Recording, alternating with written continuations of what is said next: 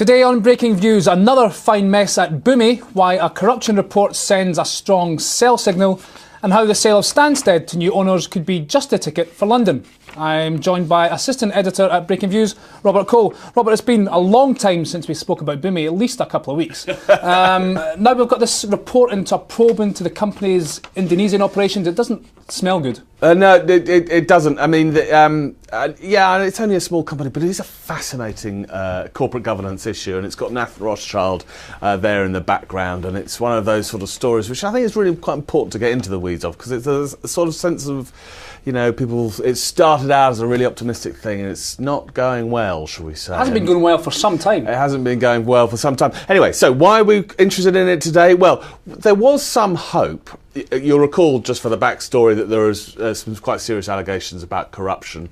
An investigation was launched. That investigation reported, the investigators reported today, and there was, I guess, some hope that this would be, if not closure, then some sort of, some sort of new understanding would come, and we would have a sort of better idea of how the past can be put right, and that we can move forward to the future with this company.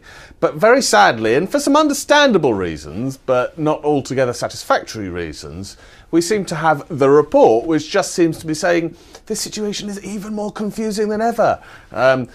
They sort of point towards the fact that there is a real substantive issue to be dealt with, but they don't detail what it is, and they also say that we haven't been able to talk to some of the key witnesses, we're dissatisfied with other sources of information. So, you know, I think that, you know, where an investigation was meant to clear the air, the opposite has happened. It's even more foggy. Yes. Which begs the question, why would shareholders, I mean, we just had a chart of the share price there. It's been decimated in the last year or so. But why would you want to hold on to shares?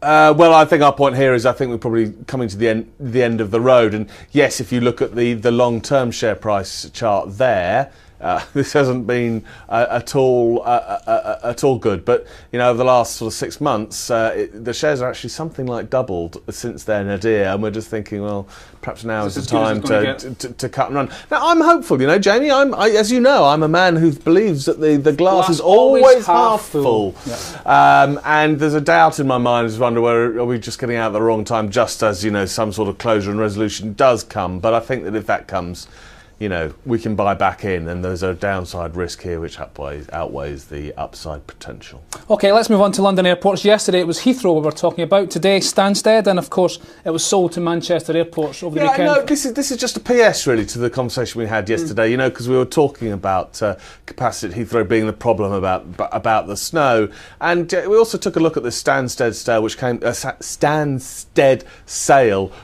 came at the end of last week, and it's, I think, important or significant in a couple of ways. I mean, firstly, it was bought for £1.5 billion, which I think is about £500 million more than was expected. That in itself shows some sort of confidence about the London air market, which perhaps is missing in the sort of general flow of things. But the other thing to bear in mind is that Stansted is a relatively new airport.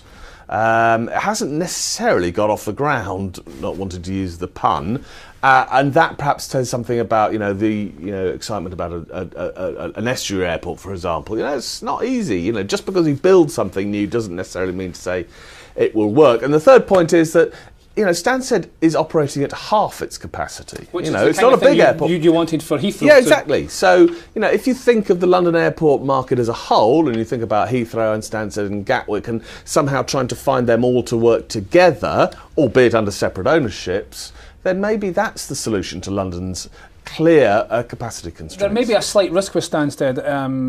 70% of its traffic is accounted for by one airline, and of course that's Ryanair. Yeah. I mean, if Ryanair was to get into difficulties, then wouldn't that pose a problem for Stansted? I think it probably would. There is some hope, though, that a new ownership might sort of clear that air, and I understand there are some links in the executives between one and the other. So,